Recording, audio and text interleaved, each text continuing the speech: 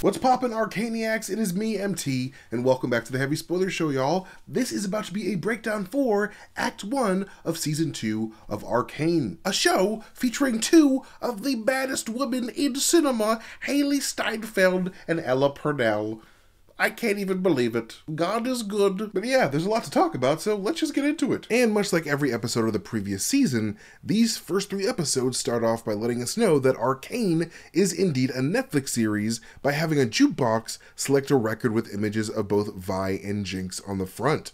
I love the design of this record as it perfectly encapsulates one of the major themes of this show, duality. Which is hilarious because over my time here at Heavy Spoilers, I've covered duality as a theme in a couple of the series that I've broken down, like Monarch Legacy of Monsters as well as the Ahsoka series. But in this narrative's conflict centered around 2 different sources of arcane energy that takes place in the split and segregated land of Piltover, surrounding pairs of clashing characters like Vi and Jinx, Vander and Silco, and eventually Vi and Caitlyn and Jason Victor, it's kind of hard not to notice these duality themes. The design of this opening record, to me, was supposed to lightly evoke that of the yin-yang symbol, a symbol meant to denote the balance between light and darkness, and how both light and darkness have a little piece of one another inside of them.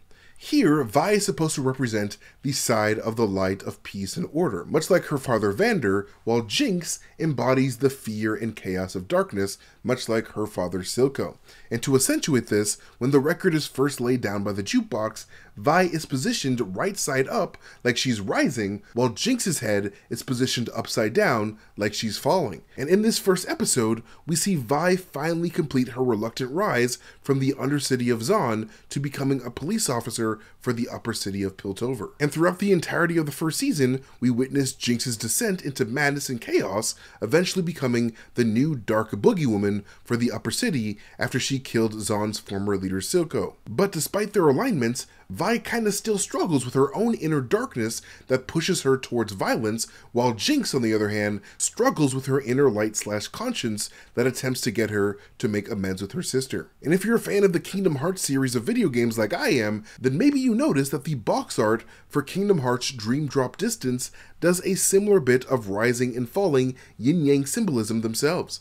Riku is pictured rising, while Sora is pictured falling, reflecting Riku's redemptive rise of overcoming his darkness, as well as Sora's foolish falling deeper into the darkness of his own dreams. Sorry for the random reference to another video game that you may or may not care about, but I am a big fan of this type of symbolism in general, so I just had to do it. But anyways, following this, the second season of Arcane starts off in the same explosive way that it ended, showing us the aftermath of Jinx's radical decision to send a missile powered by a Hex-Tech gemstone directly into the meeting room of the High Council. And even though Counselor Mel Madara was in the direct path of the missile, she somehow emerges from the explosion unscathed. Same with the ambitious politician/inventor, Jace. And this might just have to do with Counselor Mel's secret superpower of somehow being able to detect danger, almost like Spider-Man and his spider sense. Because at the very end of Season 1, we see Mel kind of detecting the missile behind her before it even exploded. So maybe these secret powers shielded both her and Jace from the impact. Who knows? However, some of the other counselors did not fare so well, as the idiotic Haskell, the mechanical Bulbok, and the posh Cassandra Kiraman all seem to have perished in the blast. And amongst the injured are Counselors Salo and Shula, as well as poor Victor, Jace's best friend and science colleague. Seeing the seriousness of his injuries, Jace takes Victor's limp body and rushes him back to their lab, desperately looking over Victor's notes to try to find a way to save him via Hex-Tech magic. But as soon as he does, the Hex core that Victor was working on all last season appears to react to Victor's critical physical state. And while the Hex core's energies start to go crazy, Victor's right leg and fingers start to react in a similar way, as the Hex core already radically imbued those body parts with power in Season 1. And seeing this as the only way to save his friend, Jace carefully grabs the Hex core and brings it closer to Victor's body, until the core finally jumps out of Jace's control towards the very center of Victor's chest, possibly as a means of serving as Victor's new heart, Tony Stark style, which would truly make this Hex core a Hex core, as the French word for heart is core. Jace's use of the hex core to save Victor goes directly against the promise Jace made to Victor last season about ultimately destroying the hex core for the good of the world. Then, after the show's theme song Enemy by Imagine Dragons and JID plays, we are immediately brought to the funeral of Counselor Cassandra Kierman, where we see the counselor buried in the purple petals of her favorite tree. And as Caitlin watches her mother's casket close, we get this incredibly emotional sequence where everything is in black and white except for the elements that Caitlin's mind is focused on the most during that moment, with those elements being flowers and the women in her life that she cares for the deepest, including Vi, who was also in attendance at the funeral. And learning of Cassandra's affinity for these purple flowers in this episode, I realized that both Caitlin and Vi's mothers have a strong association with the color purple, as Vi's mother had purple hair herself. And after the sequence, we are brought to the wrecked council chambers, where a now partially paralyzed Counselor Sallow demands that the council immediately send troops armed with hex tech down to Zaun as a show of force following this senseless attack by Jinx, with Sallow's rage being further stoked by the battle-hungry Mbessa Medarda, mother of Counselor Mel Medarda. However, when Caitlin objects because of the Undercity citizens that would suffer, Counselor Sallow yells at her and asks how many more counselors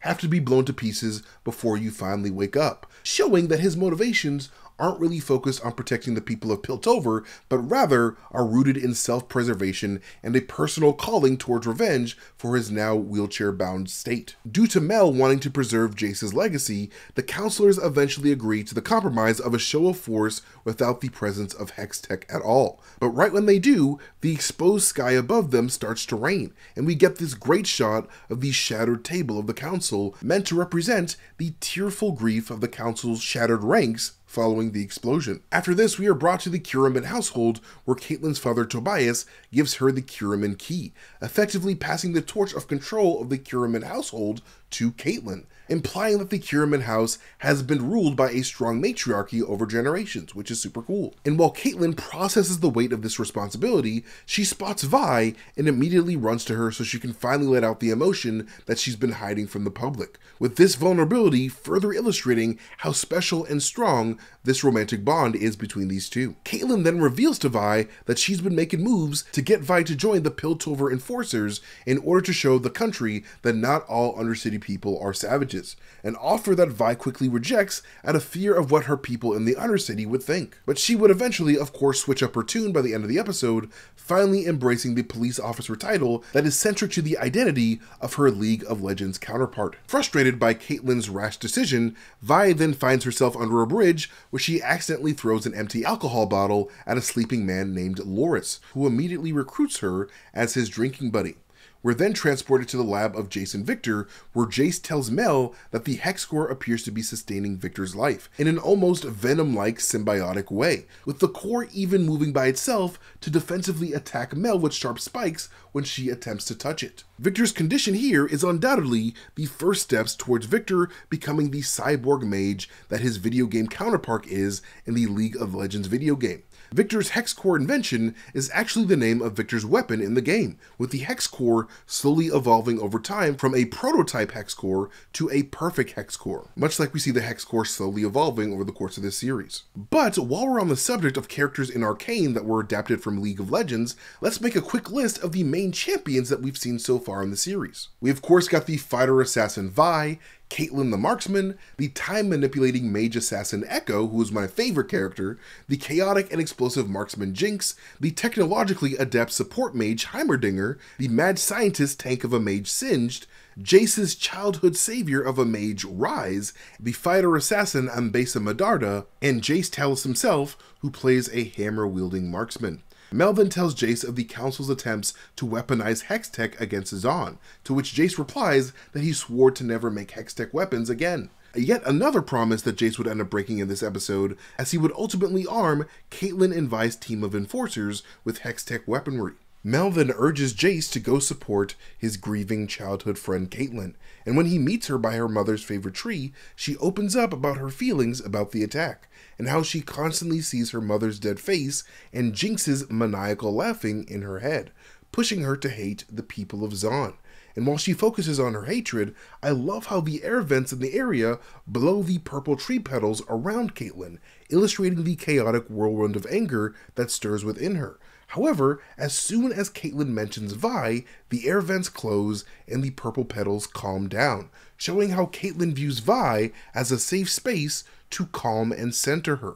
A+ cinematography, man, I love that shit. Then the scene transitions to a wasted Vi and Loris chilling outside when Vi is approached by Officer Maddie Nolan, who tells her of the lengths Kate had to go through to convince the enforcers to let her join, and how much she's glad to have someone as legendary and pure-hearted as Vi on the side of Piltover. And right as their conversation ends, the memorial ceremony for the fallen counselors begins, with both Vi and Loris in attendance. However, Vi's sharp instincts spots something wrong, which immediately puts her hot on the trail of a sketchy tattooed man who she suspects is from the underground. But before she can get to him, the man immediately rushes the stage and shoots a flare up into the sky, prompting a veiled woman to reveal herself as Silco's former associate Rennie, the recently bereaved Chem Baron, seeking revenge for the brutal death of her son, who Jace falcon punched into oblivion while he and Vi attempted to shut down one of Silco's factories. Rennie's character design has her nose connected to 2 tubes of a green chemical that typically gives a person increased speed, strength, and heightened senses, but often at the slow degradation of one's sanity. And good God, is Rennie's sanity at an all-time low here as she chases down Jace to avenge her son.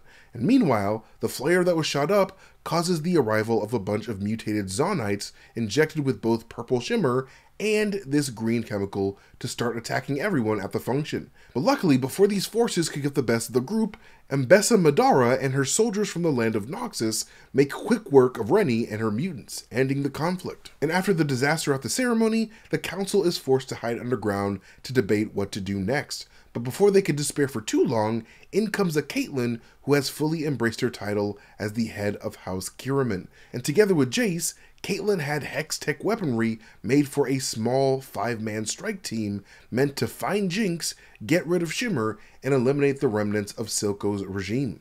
And the song playing in the background is called Heavy is the Crown, much like this first episode was, and has the lyrics, "This is what you asked for," both pointing to how the council was demanding Hex-Tech soldiers, as well as a slight nod to how the audience has been waiting for Vi to finally become the badass cop with the Atlas gauntlets that she is in the video games.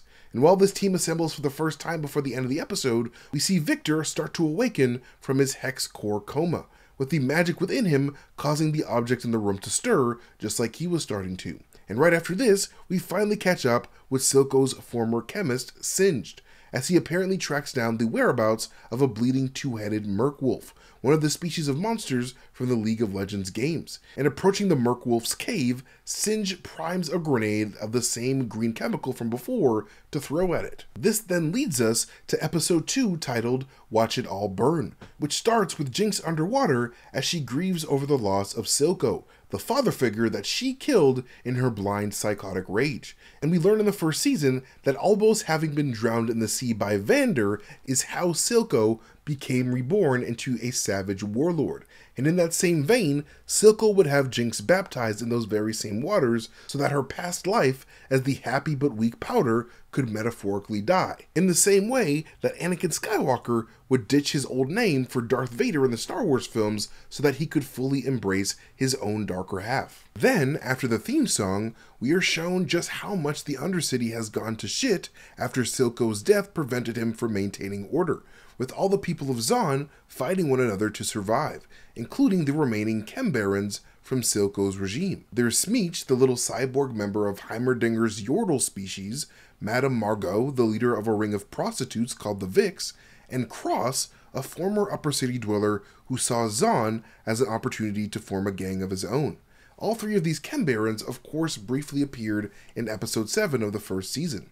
And in the midst of all of this Undercity chaos, a little girl named Isha is running away from a group of Cross's men before she is saved by Jinx herself, who, after possibly seeing a bit of her former self within her, invites Isha to potentially join her new family that she's building on her own. And chasing after Jinx, the hat that Isha wears falls off of her head by accident, with that hat bearing a slight resemblance to the hat worn by the furry character Teemo from League of Legends. Then the scene transitions to the Yordle Smeech and his men on their way to attack one of Madame Margot's brothels. And you can tell it's one of Margot's brothels considering that the entire building is modeled after her freaking face. They immediately see that the location has been flooded with a toxic gas that has choked the life out of a number of Margot's people, with a mysterious three-eyed creature hiding amongst that gas just waiting to attack Smeech's accountant. Then the show transitions to a meeting of all the Chem Barons organized by Silco's former right-hand gal, Savika,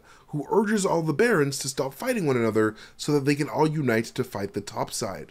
Smeech, who is noticeably quiet as Margot and Cross argue, looks like he's in a traumatized daze from his experience at Margot's brothel when the group calls for his attention. And when he snaps out of it, he tells Savika that giving up Jinx is the best way to avoid a war with Piltover, and even offers Savika a brand new mechanical arm if she goes along with his plan. But he is, of course, simply hiding the fact that the three-eyed creature amongst the gray that his accountant ran into earlier was actually Caitlyn and her strike team of enforcers, who pressured Smeech into helping them apprehend Jinx. Savika then runs into Jinx in Silco's office, and they both reminisce about their former boss before Savika lets Jinx go. But their conversation ultimately moves Jinx to fix Savika's mechanical arm for her out of kindness. Then we are shown Victor finally waking up from his coma, with the voice of his former assistant Skye being the thing that does it. It seems like, despite Skye having been vaporized, a piece of Skye was absorbed into the Hex Core, allowing for Victor to hear Skye's voice within his own being. But it's unclear whether or not it's actually Skye's life force speaking to Victor, or if the Hex Core itself is merely using Skye's voice to communicate with its human host. As Victor exits his cocoon, we see that most of his body, save his head, has become a mixture of metal and magic, with Victor even feeling the ancient arcane magic flowing through his body. Realizing that Jace broke his promise to destroy the Hex Core, Victor immediately decides to part ways with his former science bro, but not without grabbing Skye Young's green notebook first. Possibly the first step towards Victor fulfilling a particular dream that Skye herself had for Hextech and the future evolution of the upper and lower cities of Piltover. Like Skye's dream might end up being the motivation towards Victor's future play for the Undercity. And moving on to the Undercity, Echo and Heimerdinger are alarmed at the sudden infection of the massive tree that sits at the center of the Firelight's hidden base. And after analyzing a leaf from that tree, Heimerdinger realizes that this corruption looks a lot like a byproduct of Jace and Victor's Hex Core, prompting Heimerdinger and Echo to head topside to sneak into Jace's lab. And as they sneak, Heimerdinger says the Brambleback has left the jungle, with the Brambleback being yet another species of animal from the League of Legends video games that literally have tree bark for skin, which is why they're called Bramblebacks. However, despite Heimerdinger's James Bond-esque sneakiness, they are immediately discovered by Jace, who has been sleeping in his lab even after Victor left. Jace then confirms that the corruption matches those from the Hex Core, leading the group to eventually all resolve to head underground to try to find the source of the corruption. But of course, Victor has already beaten them there. And as Victor walks amongst the citizens of Zaun, who are suffering deeply from the toxic gases of the Grey, we can see a group of these citizens praying to a piece of art on a nearby wall. This art is of the wind goddess Janna, who, like everything else in the show, of course originates from the League of Legends lore. Originally called Jan Arem, which means guardian, Janna is a wind goddess who protects those who pray to the wind for help and safety. And some sailors have mentioned that she sometimes sends a warning in the form of a blue bird when unfavorable winds were heading in the sailor's direction. And some other people have straight up seen this blue bird transform into a human-like person, much like what was depicted in that Undercity graffiti. Janna, of course, appears again in episode 3 as a carving inside of the air vent chamber that Vi and Jinx end up having their big fight in before Savika used the Undercity vents to release all of Jinx's paint bombs all over Piltover. And then we head back to Jinx and Vi's old childhood hangout spot, where we can see the League of Legends character Teemo painted on the walls behind some flickering mushroom lights. And after rebuilding the combat training machine that she destroyed and crafting a new arm for Savika, In comes Caitlyn's strike team looking for Jinx herself, while simultaneously using the Kiramans control the ventilation systems to flood the building with toxic gray gas. Barely escaping them, Jinx runs down the alley only to run into Smeech and his gang, with Smeech drawing out a needle from one of his mechanical hands to put dangerously close to Jinx's left eye, in the same way that Jinx had to inject Silco's left eye with a needle in Season 1. But luckily for Jinx, Savika is here to save Jinx's pale white ass, with the help of the new slot machine-inspired arm that Jinx made for her. A person like Jinx making a slot machine for an arm is perfect because Savika's arm is now just as unpredictably explosive as Jinx is. After this, we see Victor about to get jumped and robbed by a small band of rough-looking homeless dudes who have grown extremely sick from their addiction to Shimmer. But rather than being scared at their threats, Victor uses his new Hex Core powers to completely remove their Shimmer sickness. Victor is very clearly supposed to be modeled after Jesus Christ during this moment, who also went around healing the sick with his divine power in the Bible, especially with how Victor walks around Zaun with his head covered and with the cane that looks a lot like the crook of a shepherd, much like Jesus is often depicted like in art. Shepherd imagery is fantastic for this moment, as Victor is literally gathering his first flock of sheep that will follow his vision for the future. This very much feels like the beginning of Victor's growing influence in the underground using his new Void Power Hex Core body. Because that's exactly what this purple stuff is. It's void power from the League of Legends lore, a power tied to the void of the very cosmos itself. And it's a power that is constantly looking for more and more power, very much like purple power in the Marvel Cinematic Universe tends to do for people like Agatha Harkness, Dormammu, Sinister Strange, etc. Because both of those purple energies are tied to the darkness of outer space. But anyways, using this void power, it's looking like Victor will gain more and more followers who will all seek to help him evolve the Undercity into something that he and his Hex Core deem as better. But better is oftentimes subjective, especially when someone has an alien symbiote living in their body telling them where to go and what to do. But hey, that's none of my business. And episode 2 ends much like episode 1 did, with the sketchy goings-on of Silco's former science bestie, Singed, who has apparently ripped the double heart right out of the two-headed merc wolf that he was stalking and has hooked it up to a machine for future use, all while simultaneously experimenting with the merc wolf cells in order to induce rapid mutation. This is all, of course, part of Singed's attempts to create a mutant monster for his own purposes. A mutant monster from League of Legends called Warwick, and a werewolf-type creature that we see more fully developed by the very end of episode 3. In League of Legends, Warwick was also created by Singed by using the body of a Zaunite gangster and experimenting on that body with the DNA of various monsters in that region. And as of now, it's not clear whether or not a human being was used to create this Arcane version of Warwick, but it would be incredibly cool if Warwick ended up being a mutated but revived version of Silco, a fate that would be reflective of Silco's brother Xander's, who was also briefly mutated before his own death. But anyways, the last episode of Act 1 is titled Finally Got the Name Right, a reference to how Vi would finally stop calling her former sister Powder after accepting that only Jinx remains.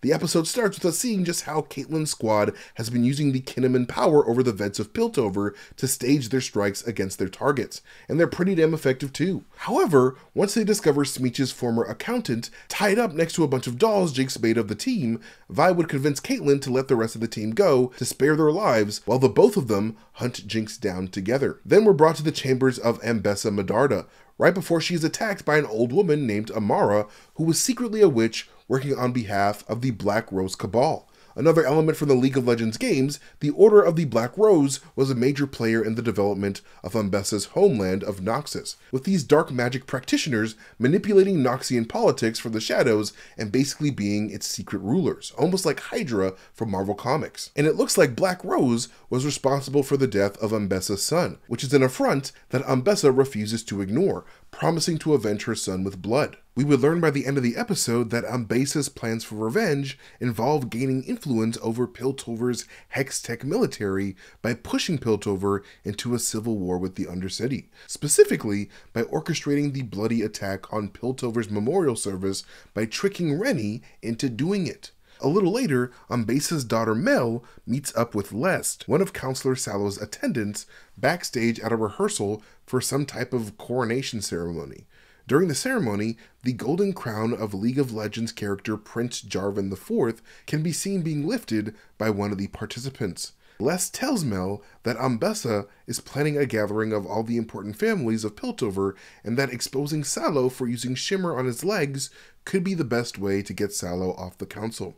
And not long after this, we catch up with Echo, Heimerdinger, and Jace as they make their way 200 feet underground to the base of the Piltover Hex Gate. Earlier, Heimerdinger would reference Isaac Newton's third law of every action having an equal and opposite reaction when Echo suggested that Jace's work with Hex Tech might be causing this purple corruption to spread around Zaun. And they definitely find evidence of this when they enter the gemstone mesh room underground, as Heimerdinger spots a similar growth on the ground that resembles those on Victor's cocoon. And with the placing of this failsafe device so close to Zaun underground, Echo deduces that it is this machine that is infecting the water coming towards the Undercity, thus affecting the Firelight's tree. But as soon as he makes this connection, the machine itself starts freaking out, sending out a pulse that makes all Hextech powered devices freak out in an oddly cosmic fashion, almost like they're experiencing some type of universal or multiversal type of glitch. And it's terrible timing for Vi and Caitlyn as they confront both Jinx and Savika with their malfunctioning magic weaponry. Then a gigantic spherical object appears before the three boys, looking somewhat like the Hex Core before it disappeared inside of Victor. And after they all start having these weird Doctor Strange style hallucinations, with Jace even getting an infinite train of duplicates, much like Rey did in The Last Jedi, Jace reaches out and touches the sphere. And when he does, he gets a flashback to when the hero Ryze rescued him and his father from that blizzard when he was a kid. When we saw that moment of young Jace being teleported by Ryze in the second episode of Season 1, we saw a hooded figure holding the planet of Runeterra in the palm of their hand. However, this time around, during adult Jace's vision, instead of a planet, we see this sphere, which to me might imply that this sphere is the heart of the entire planet's magic, a hex core for Runeterra, if you will. And because of Piltover's abuse of arcane magic, nature itself is starting to be drained of its life power, causing nature to be infected. But that's just me. And seeing what his life's work has wrought, Jace then decides to finally use his hammer to destroy this mysterious sphere, causing all three of them to disappear completely from the physical plane. And despite their weapon malfunctions, Caitlyn manages to shoot the middle finger off of Jinx before Vi pins her down, about to give the killing blow. However, Jinx's new sister, Isha, jumps in the way, causing Vi to back off, but frustrating a Caitlyn who desperately wants to kill Jinx no matter what to avenge her mother. But Caitlyn would not get the chance, as Savika would destroy the barrier, controlling a powerful gust of wind that would blow a shitload of this toxic gas from underground up towards the upper city, while simultaneously changing the colors of this gas into a rainbow of variety as Jinx's personal signature. And after the attack, Caitlyn ends her relationship with Vi in a very violent way because she kept her from shooting Jinx, leaving Vi emotionally distraught. And a little later, we then see Mel and Alora about to snitch on that stupid bitch Sallow when Alora is suddenly possessed by the dark magic of the Black Rose, much like Amara was when she confronted Ambessa. And it's a magic that also teleports the both of them from Piltover completely. Terrible timing too, because the most influential families of Piltover have all been assembled at Ambessa's request. Also, Ambessa could rally all these houses behind Caitlyn's leadership as general of the Piltover army as they begin their war against Zaun. Exactly how Ambessa will warp the situation to aid her in her fight against the Black Rose is still unclear at this moment, but she is definitely on a very quick path to power, that's for damn sure. And God, I cannot wait for Act 2, because this show freaking rules, man. I gotta know what happens. But yeah, that is it for this breakdown for Act 1 of Season 2 of Arcane. What do you guys think of this first act? Let us know in the comment section down below. And also, huge shout outs to our editor Matt, who helped me out big time with a lot of Easter eggs in this video. So follow him at Superhero Nexus if you guys want to see all of his fantastic tweets. But anyways, you can follow me at Mastertainment on Twitter, Instagram, YouTube, wherever I am on the internet. But most importantly, follow Heavy Spoilers by hitting that subscribe button and hitting that bell so you can get notifications for every time we upload a video. But like always, you guys are amazing for watching this video. I love you guys so much. I'll catch you guys later. Bye.